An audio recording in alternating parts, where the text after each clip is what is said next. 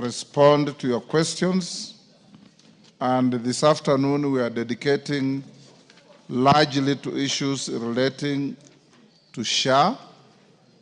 I know there are other questions. If we reach them, well and good, but I want us to focus on the SHA issue because of the public interest around it.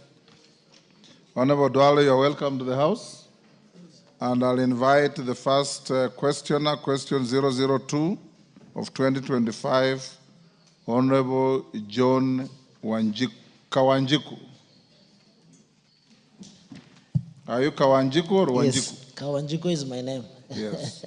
I have misspelled your name. Thank you, Honorable Speaker.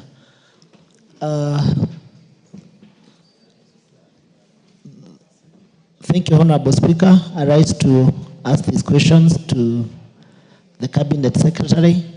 Could the Cabinet Secretary provide an update on the operation of the Social Health Authority, including key milestones achieved and challenges since inception, and what legal reforms could be proposed to address the challenges that SHA has faced so far, if any? Question 2, explain how teenage mothers without national identity cards and indigents will be identified by the system deployed by the authority and state measures the ministry has put in place to ensure immediate access to services upon payment of contribution without being subjected to adverse selection process, such as awaiting periods. Question 3, state the nature of covers offered by the authority at all levels of public health. Hold, clerk or sergeant, can you check why we have an echo on the sound system? Use the next mic. Go on. Okay. Thank you, Speaker. Question 3, state the nature of covers offered by the authority at all levels of public health facilities, the contribution payable and benefits accruing to individuals and households, and the extent to which the covers offered under SHA are sufficient to ensure access to quality health services by all Kenyans. 4, explain how the referral system under SHA works and how effective is the system towards guaranteeing access to referral health services by all Kenyans. Number 5, enumerate the process of employment of health facilities to the SHA system and clarify the status of former employees of NHIF and indicate the current staff establishment of SHA. Thank you, Speaker. Yes, Minister. Wanjiku, you have 2 questions? Okay, let's deal with that. Minister. Thank you, Mr. Speaker, and thank you for giving me an opportunity to come and address the August House. Speaker, question 1, what are the key milestones achieved?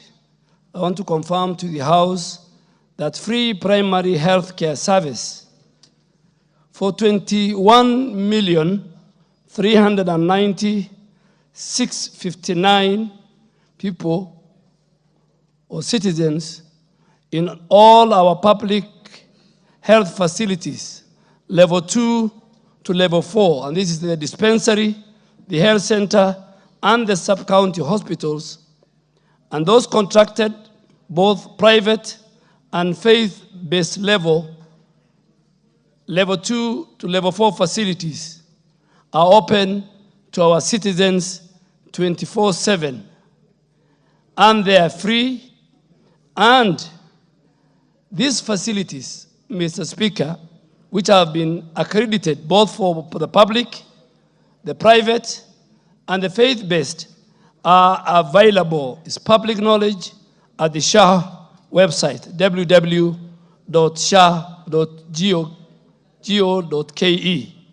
2, the other milestone is universal health coverage for primary health care in 6 months since SHA started in October, is at 40% within the last 6 months. So 40% of our citizens have accessed the universal health coverage. The actual numbers I have said is this 21,390,659, they're part of it. And Mr. Speaker, every day, and this is the good news, every day, including today, every day between 40 to 50,000 Kenyans register for SHA.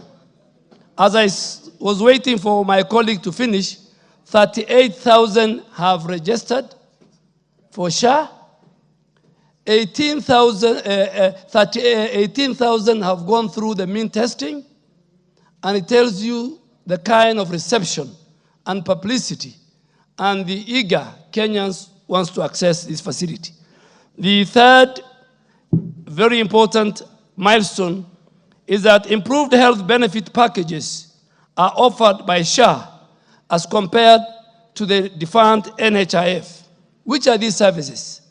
ICU, today 28,000. If you are a member of SHA and you go to an ICU, 28,000 will be paid by SHA. Under the defined NHIF, it was 0. Today, you can use SHA for cancer treatment. Today, all surgeries are partly paid by SHA. Today, maternity is paid by SHA at a very good figure of 30,000. All these benefits were not available under the defunct NHIF. And we will keep improving the benefit package until we weed out all medical Harambe WhatsApp groups in our country. And as a former member of parliament, Mr. Speaker, this is one of the biggest challenges leaders and members of parliament of this house go through every weekend and every day in various WhatsApp groups raising funds for the sick from their constituencies. 4, the operationalization of free emergency services in any health facility as envisaged under Article 43, Sub-Article 2 of the Constitution. In that Bill of Rights, Article 42 says, no Kenyan can be denied an emergency. For example, you get a cardiac arrest, you get a stroke, you get an accident. Before, when you go to a hospital, the first thing they used to ask you was the deposit. Under this SHA, this is the first administration that has operationalized, actualized Article 43(2) of the Constitution. No hospital, Mr. Speaker, let me say it unanswered, can deny a Kenyan admission. The public, the government is going to pay for you. And if a facility denies a Kenyan who has an emergency, I want to assure this house that facility we will deregister. For the first time, I am proud to say that a provision in the Bill of Rights has been achieved. Secondly, the fifth, timely payment of claims. All claims are paid on the 14th day of every month. Mr. Speaker, 14th of this month, which was 2 days ago, I want to assure all facilities that both public, private, and faith-based were paid. I stand and I want this house to hold me to account. If facilities are not paid, their claims by the 14th of every month. We have done that. NHIF, the former NHIF, had no payment timelines. And that's why they left us with a bill of close to 24 billion. What are the challenges that the member have asked? We face challenges. The system is a super technology highway. Some employees are not remitting statutory contribution to SHA, denying service to their employers. Speaker, you are the chairman of the Parliamentary Service Commission. The clerk to the National Assembly is accounting officer. You remit statutory deductions, whether it is payee or NSSF or SHA, to us. We wonder why other arms of government and other levels of government should not do the same. But I want to confirm to the House that under my leadership, at least for SHA contribution, whether you are in private, in public, in the county government, and I had a discussion with the Minister for Finance, it should be a check-off system. The Minister for Finance can remit SHA for all public servants from their salaries. Secondly, we have a very inadequate awareness on SHA. Despite the 40,000 Kenyans registering every day and above, there is a manipulation of the mean testing tool resulting in very accurate premium. There are people who take Kenyans and want to guide them, take money from them. I want to tell Kenyans to register for SHA is free. Nobody should charge you anything. And later I'll tell you how to register. I think one of the members of parliament has asked that question. Of course, we are facing challenges of management and reform. It is difficult. People don't want reform. They don't want, this system is watertight. This system is anti-fraud. This system will give you the best affordable, accessible, equitable health care. Honorable Speaker, the implementation of the Social Health Insurance Act of 2023, and I want to thank this House and the Senate for making sure all the regulatory laws to run this universal health coverage, you have passed it. I really want to thank through you, Mr. Speaker. That act is still at a very early stage, and most of the challenges that we face are more of operational and do not require legal intervention. If and when that is required, Mr. Speaker, the ministry notes that any need for any legal reform, we will propose the same to the Houses of Parliament. The second question was on how teenage mothers without national ID card. That question, Mr. Speaker, I want to answer it this way. Yes, there are many, many thousands of teenage mothers without national ID cards and indigents. SHA will identify them by a system deployed by the authority and the state measures that we need to put.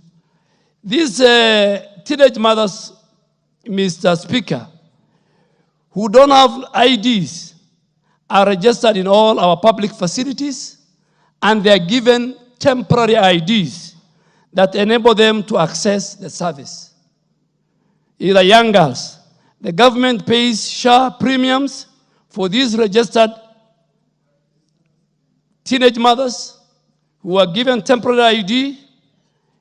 They are given SHA premiums, and I urge this House and other leaders, including our regional leaders, later to have a national conversation on the increasing number of teenage mothers in our country. But they are given temporary IDs, and the government pays their premiums, SHA premiums.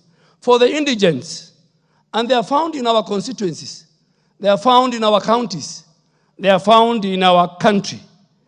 They will be identified using the data we have by the Ministry of Social Protection, working very closely with the Ministry of Health, the county government, and leaders who sit in this august house using the NGCF method that you have been paying.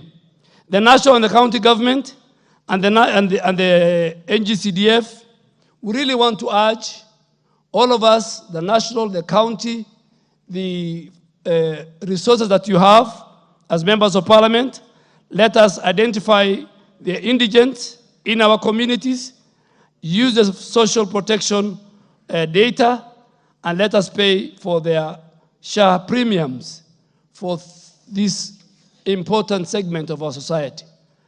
You can find this in the sponsors portal. We have a sponsors portal which is available at our website. This portal is known as Afya Yangu portal or app. You can use that if you have 100 and the CDF wants to pay for. You can use that to help the most vulnerable. Under the defunct NHIF, which was up to 6 months, depending on who you know, access to SHA benefits is very instant. As you are going to hospital, you can pay 1 month, you can pay 4 months, and you access.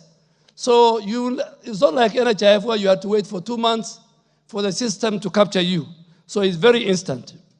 The third question was the nature of covers offered by the authority at all levels.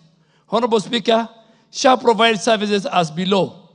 Number 1, it provides free primary health care services at all public health facilities, level 2 to 4, and those contracted by the private and the faith-based facilities. And Mr. Speaker, this I really want to thank the House, because free primary health care is paid by government. It's budgeted by this House.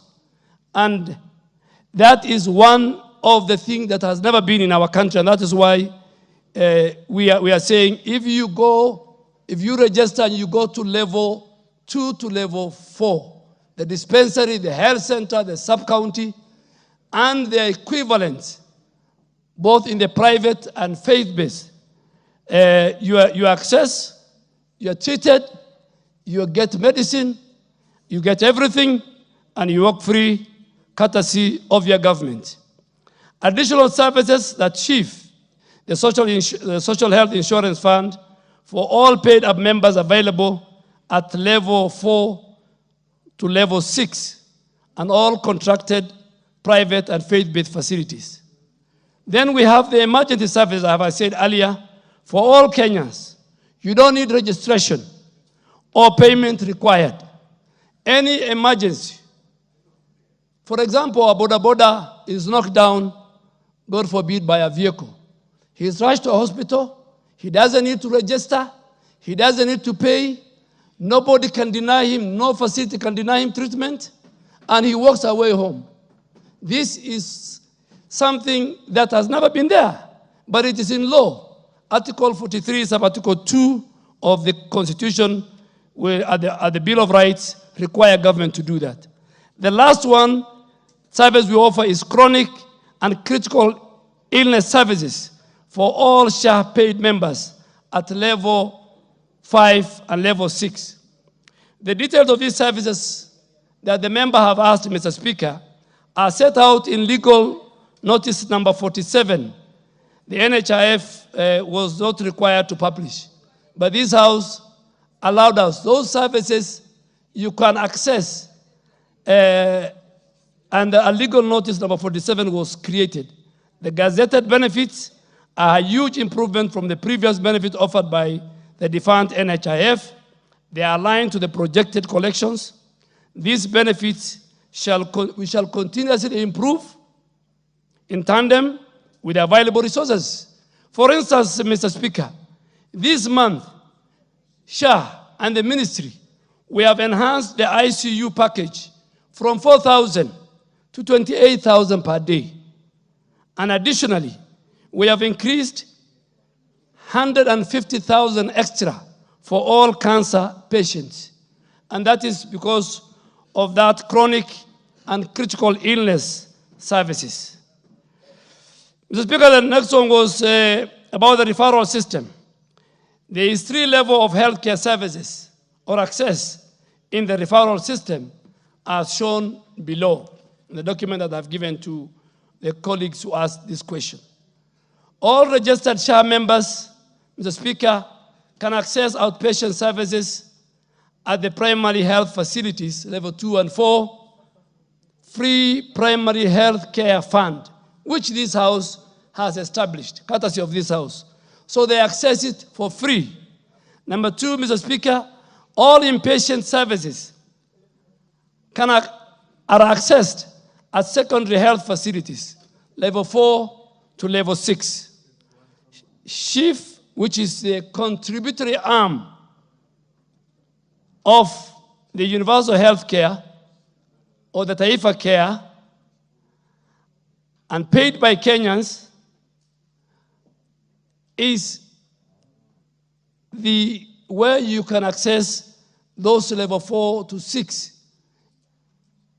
inpatients in those facilities both public, private, and faith-based. For indigents, they will be paid by government of Kenya. They can be paid by our members of parliament through their NCGF. They can be paid by our county governments. They can be paid by Good Samaritans and sponsors. And the last one is all specialized services are accessed at our tertiary facility, level 5 to 6. That is where we have emergency, chronic, and critical illness, which is again, courtesy of this house, is funded by the government of Kenya.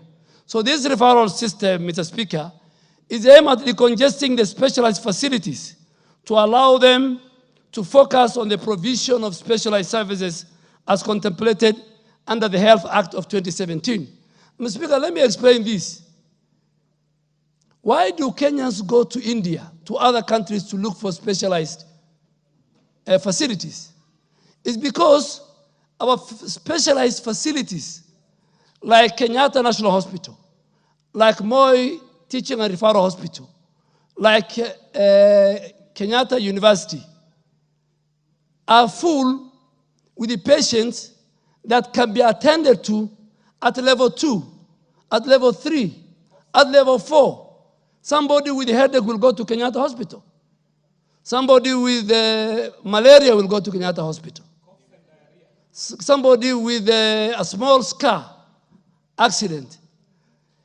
Our specialized facilities should be for special cases so that we stop Kenyans going out to look for special facilities. And I really want to ask this house to support me that the men and women who work in our specialized facilities should attend to Kenyans who require special needs and not for ailments that can be done at the other levels of our health system.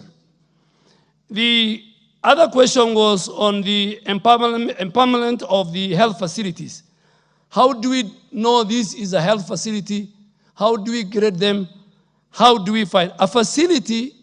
Unlike before, Mr. Speaker, a facility now must be licensed by the Kenya Medical Practitioners and Dentists Council and the Clinical Officers Council and all other regulatory bodies within the health sector.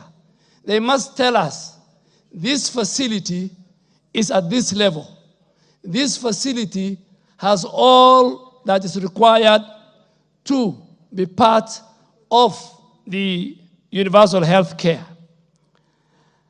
So these facilities must be licensed by the regulator.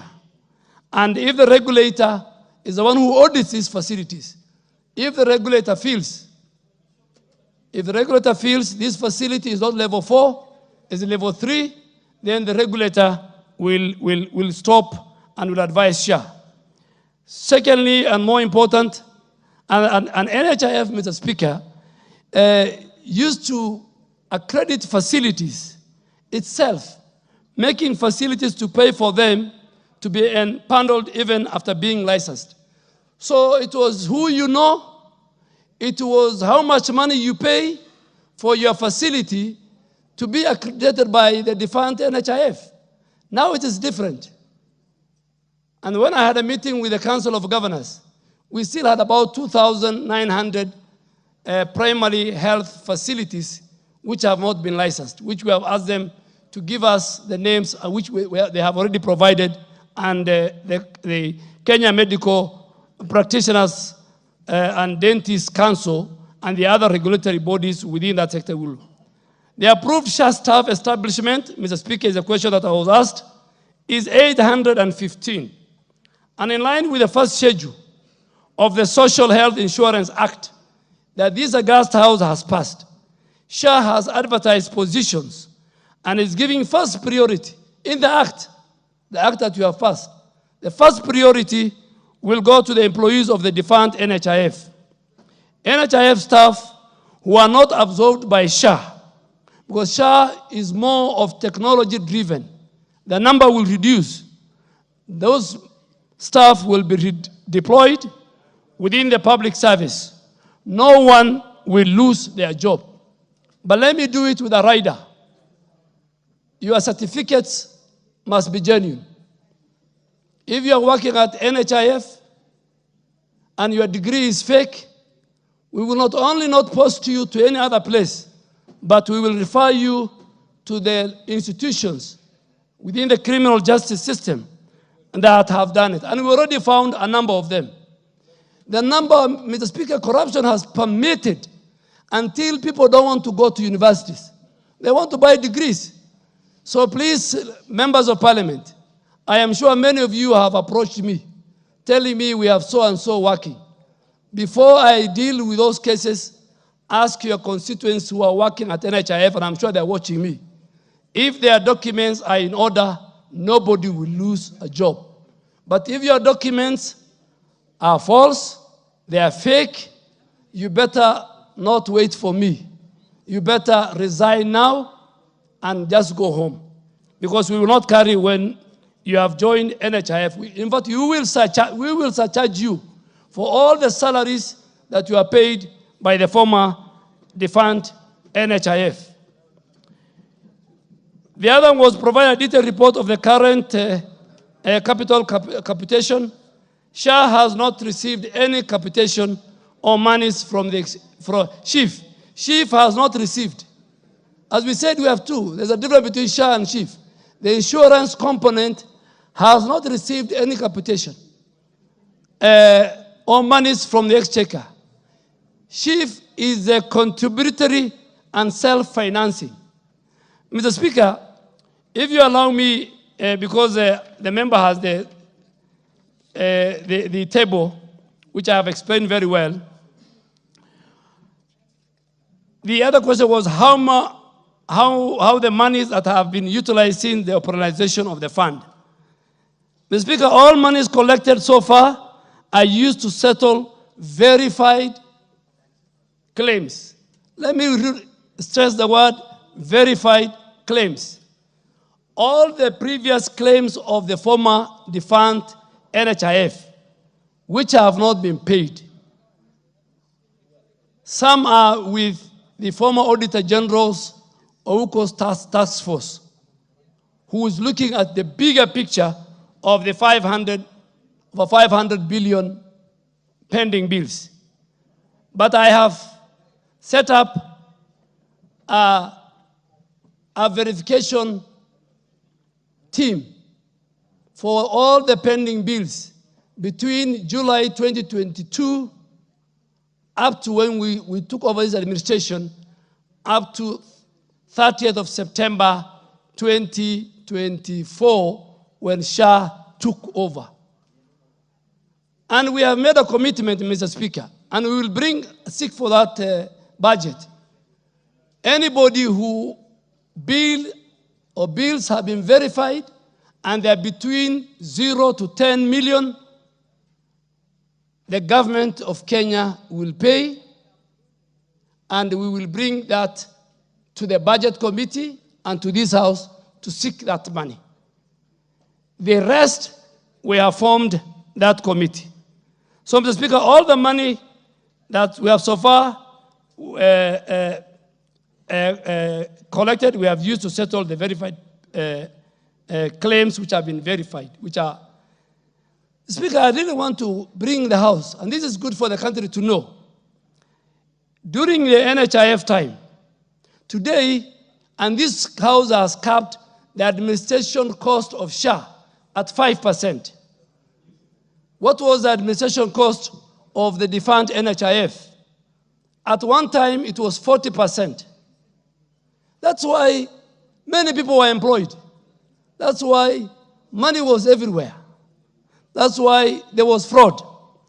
By the time this administration was coming to office, the administrative cost of the former defunct NHIF was at 17%. Today, because of technology, the administrative cost, and it's in law, of SHA is at 5%. Proper measures have been put in place to ensure, Mr. Speaker, proper verification of SHA claims is done as follows. All patients are verified using the National Registration Bureau data identifying biometrics. Mr. Speaker, this system is linked to NRB. This system is paperless. SHA will not give you a card like NHIF card.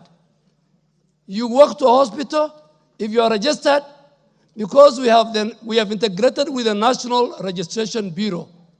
When you are taking your ID, we had your 10 fingerprints. So when you put your 10 fingerprints, then the system will show you. So, and this is so important because we want to identify the person.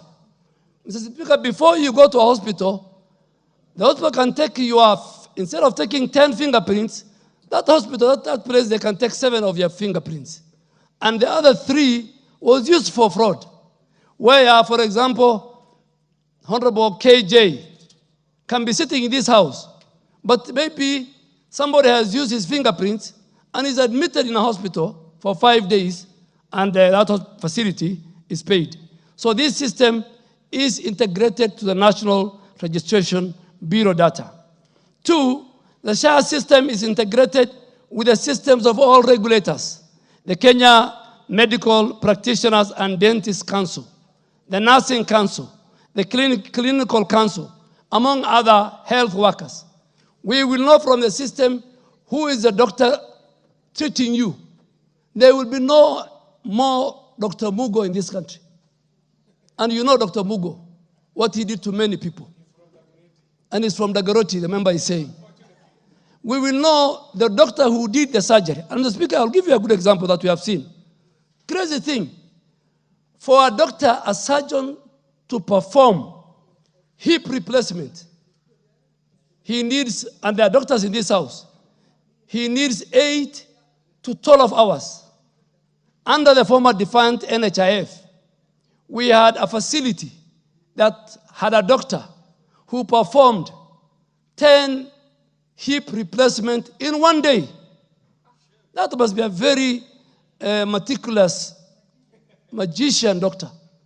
Now it will not happen because the Kenya Medical Practitioner and Dentist Council, which Dr. Golicha is a member, we will see Dr. Golicha has treated, and if we see he is not the one, then that payment will not be made. The Nursing Council, we know which nurse is treating our patients. We know which clinician is treating.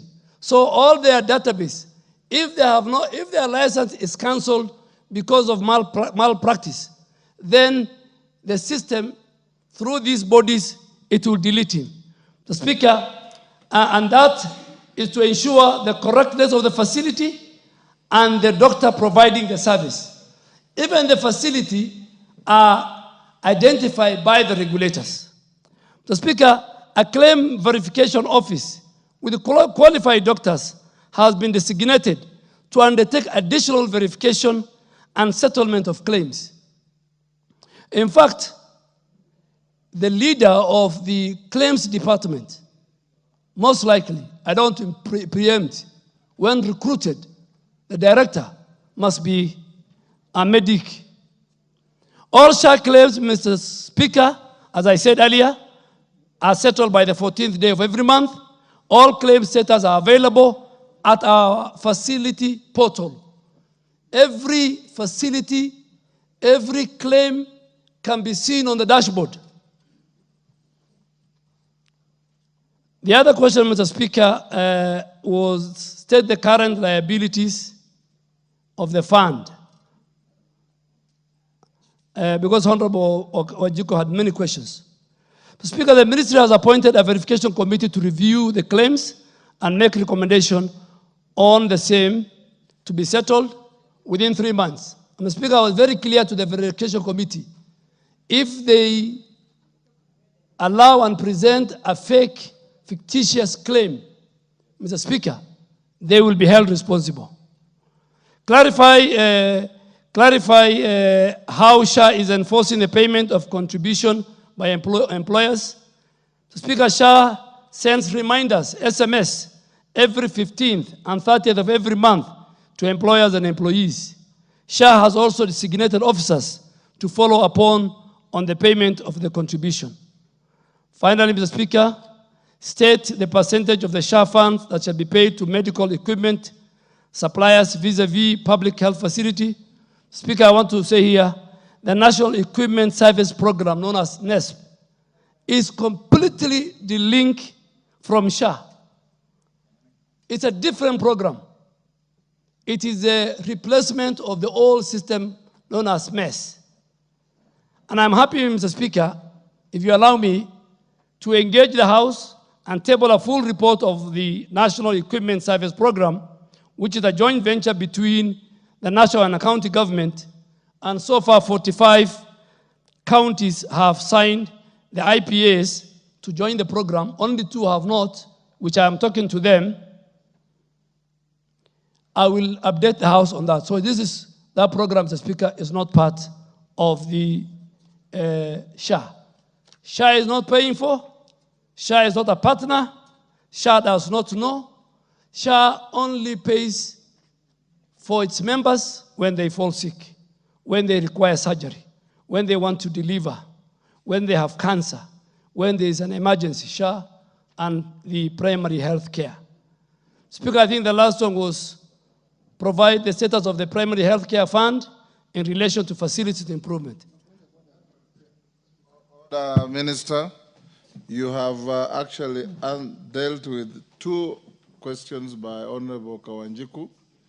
We'll now allow members to joyride on those before we go to the next question. Yes, let's start with Oundo. Thank you, Honorable Speaker. And I want to thank our colleague for coming back here. Chair, Honorable Speaker, allow me to ask the Minister 2 very basic questions.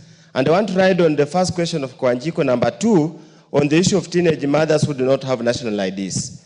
Honorable Speaker, I come from a border county, so in essence, there are quite a number of ladies from Uganda who get married to a Kenyan man. For some strange reason, they don't get IDs, but they get pregnant. So they have to go to hospital and deliver. Yet, Honorable Speaker, they have no IDs, so they cannot get into this program. What measures is the Minister